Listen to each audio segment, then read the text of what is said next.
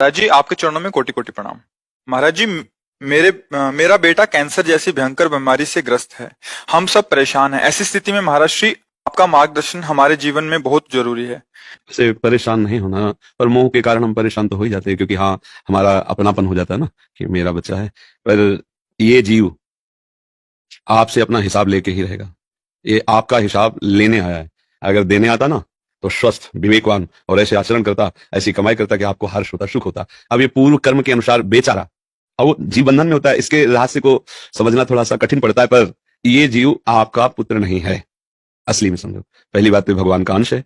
दूसरी बात, सृष्टि में आपके द्वारा और इसके द्वारा कोई ऐसे कर्म बने हैं जिनसे इसके द्वारा आपको कष्ट होगा, और उस कर्म के द्वारा ये स्वयं में पीड़ित है, स्वयं में परे। बिल्कुल आप सच्ची बात समझिए, कोई यहां किंचन मात्र किसी को कष्ट नहीं दे सकता। हमारे कर्मों का परिणाम ही हमारे सामने आता। अब घबराना नहीं। देखो, ये जो जीव है ये कभी नहीं मरता, ये शरीर कभी नहीं टिकता, किसी का नहीं टिका। भगवान भी अवतार लिए ना, तो अंतर्धान होने की लीला उन्होंने भी की। देखो, राम जी सरयू में और कृष्णचंद्र जी के पैर में वो व्याध बाण मारता है, और उसको पहले परम धाम भेजते हैं, फिर आप परम धाम। देखो, यहाँ का नाम है मृत्यु लोग। यहाँ जाना ही है, शरीर का भोग भोग करके, शरीर का भोग भोग करके, पर चैन से और धर्म युक्त रहो। इसकी जितनी सेवा बने, इसको सेवा करो, प्रोत्साहन देते रहो।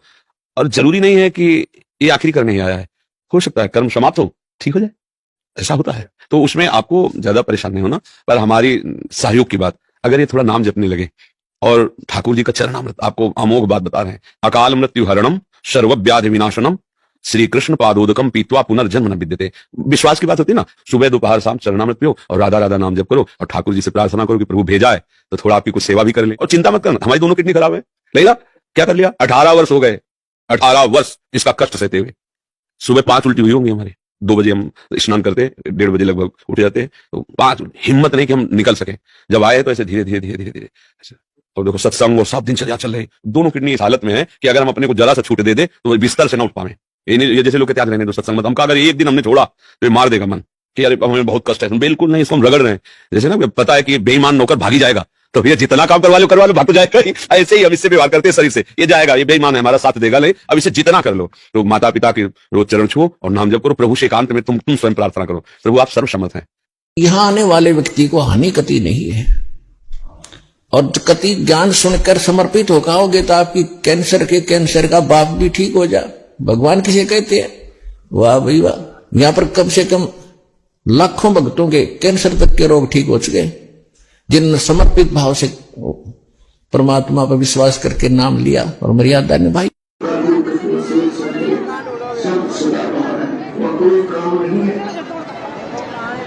ये आप देख रहे हैं, ये आंखों देखा चमत्कार है, आपके सामने दिखाते हैं। इनका कहने का मतलब है कि इनके सीने पे फोड़े हो गए थे, और वो इतने बड़े बड़े फोड़े थे कि यहाँ पे लटक रहे थे, और इस फोड़ों पे बहुत ज्यादा मवाद चलता था, मतलब कीड़े पड़ने जैसी स्थिति थी। तो जब ये डॉक्टरों के पास गए, हॉस्पिटल में गए, तो उन्होंने मना कर दिया था कि आपका इतना भयंकर कैंसर का ऑपरेशन नहीं हो सका, क्योंकि ऑपरेशन कैंसर पूरे में फैल चुका था। आप ये देखिए किस तरह से पूरी छाती पर ये फैला हुआ था। अचानक संत रामपाल जी का ये कह रहे हैं कि संत रामपाल जी की भक्ति करने के बाद ये फोड़ा अपने आप फूट गया, अपने आप ठीक हो गया, अपने आप ही ये स्थिति ले ली।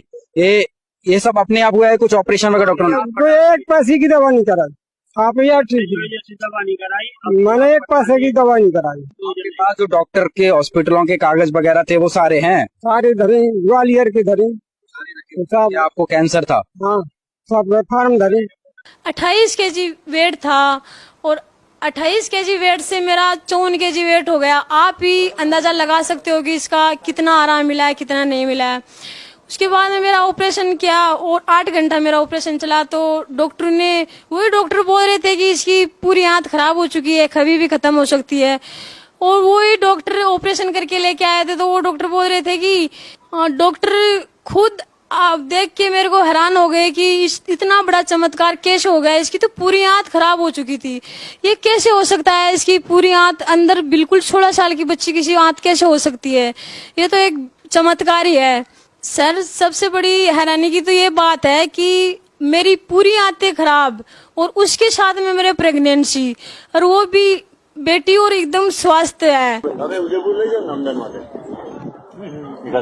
इंटरव्यू वाला वो फोटो ले बड़ा।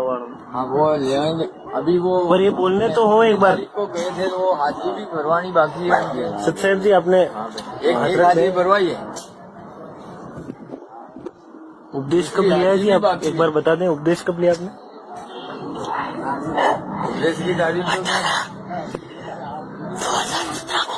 नहीं 17 को नहीं होगा, बोले 18 में। अच्छा 2018 ब्लैक डे पर, ब्लैक डे जो उसके पहले वाली, पिछले साल पे, उसके पहले वाली। अच्छा, तब से आपके ठीक है, खाना वाना सब खा पा रहे परमात्मा की जय। जय बंदी अरे छोड़। उपदेश दिया ना, उसके दूसरे दिन ही ये गोलियां वोलियां सब बंद कर दी। बंदी क्या छोड़ सदगुरु रामपाल जी महाराज। नहीं ना, नहीं जाता है ना। अच्छा, अरे बाप रे, ये देखो बाप रे। डॉक्टर ने क्या बोला था आपको?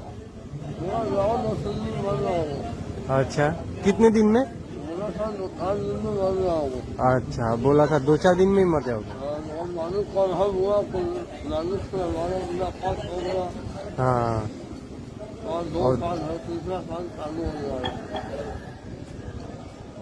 ये मतलब ना गुरुजी से नाम दीक्षा लेने से पहले डॉक्टर बोला था, हाँ डॉक्टर बोला था कि 3-4 दिन में ही मर जाओगे। और लेकिन देखो गुरुजी ने ना अभी तक इनको कैसा रखे हैं एकदम से। अभी 3 साल हो गया, देखो चेहरे पे भी कितना चमक। 2 साल हुआ ना, अभी कुछ एकदम मस्त है।